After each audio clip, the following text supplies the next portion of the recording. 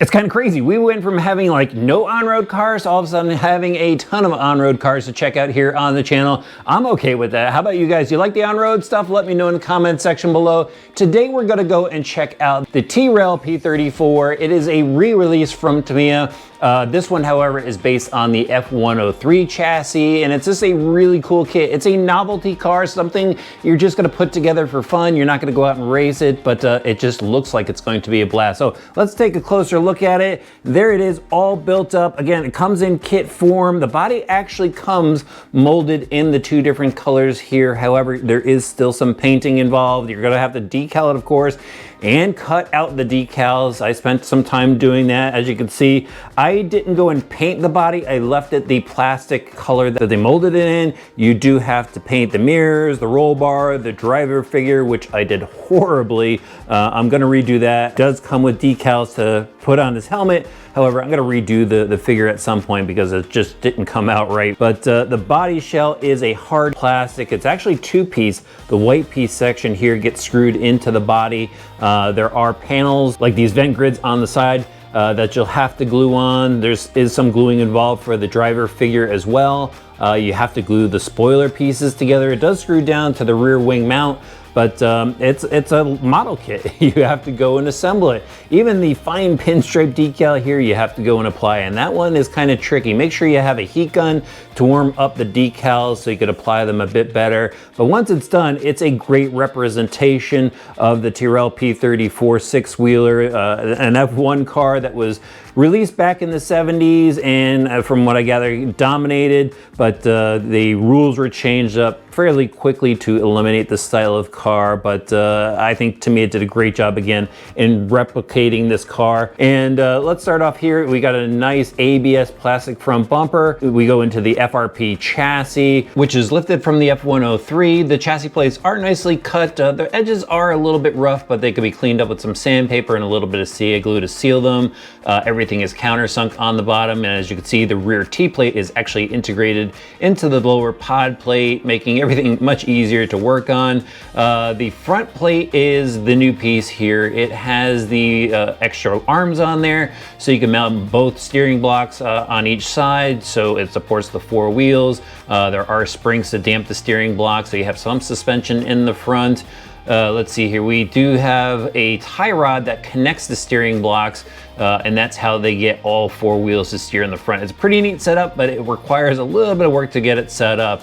The steering servo does just two-side tape down to the chassis. It has your classic Tamiya servo saver and short little tie rods. The battery mount is pretty neat, but you could put a standard size LiPo in here or actually adjust it to go and put a shorty pack in there, which is what I did. The rear suspension is much like other pan cars that we've seen before. However, the shock is just a friction shock with a spring for rebound. We've got the damper pucks here that are spring loaded as well. It is adjustable with the adjustment nut up top.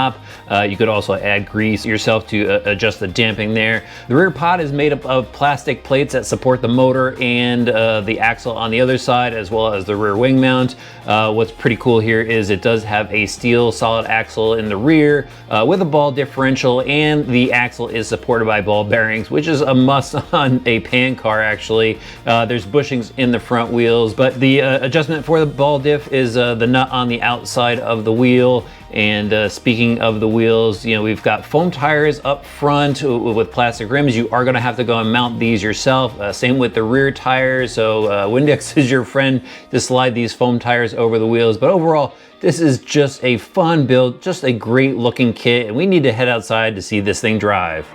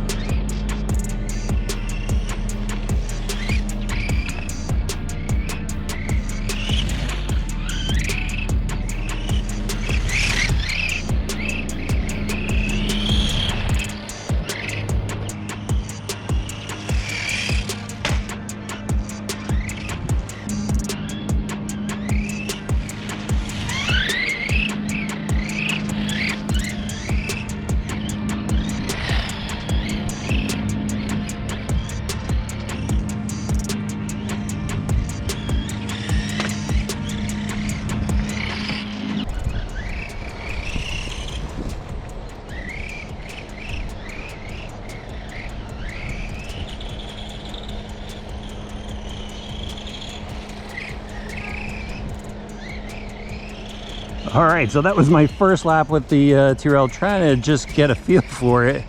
This thing is pretty neat. The tires are dry, no sauce on the tires. That's almost full rip with it, just rolling back on the throttle. Plenty of steering with this thing, so I gotta kind of watch it as I go through the corners, not to crank on it too much. I threw that tight corner there, that was perfect. Through the sweeper, that was good. Little chatter out of the rear pod there. Pretty much dry, there's no lube on there, no grease. But this thing seems to be pretty good right out of the box. Definitely fun for that novelty feel. I mean, you know, we're not gonna see tons of these out racing. You're just gonna go probably hit the track by yourself or a parking lot, basketball court. But this thing works. It's a lot of fun. I like the chatter actually. Kind of adds to the fun of it. Look at that, through the tight corner. Yeah, that's full throttle. Full throttle through the sweeper. All the way around, cut back off. There we go. Nice. This is pretty fun. Okay, it's been a long time since I've really just blasted through an on-road course like this. And this is a blast. This is really cool. Oh, hard hit. It's got that big front bumper on there, so it should be good to go.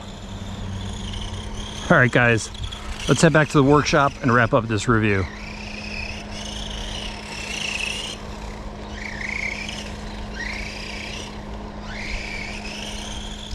Well, guys, I wanted to come back to the shop to wrap this thing up because I wanted to actually get a few more runs on the car, which I did, and it's just a blast to drive this thing around. Really cool looking car, really unique, and you know, if you're an F1 fan or a Tyrrell fan, you know, it's a great piece to add to your collection. I wanted to check out the car as well, take a look at the tires. There is some wear on the foam tires, obviously. That's going to happen with foam tires on concrete.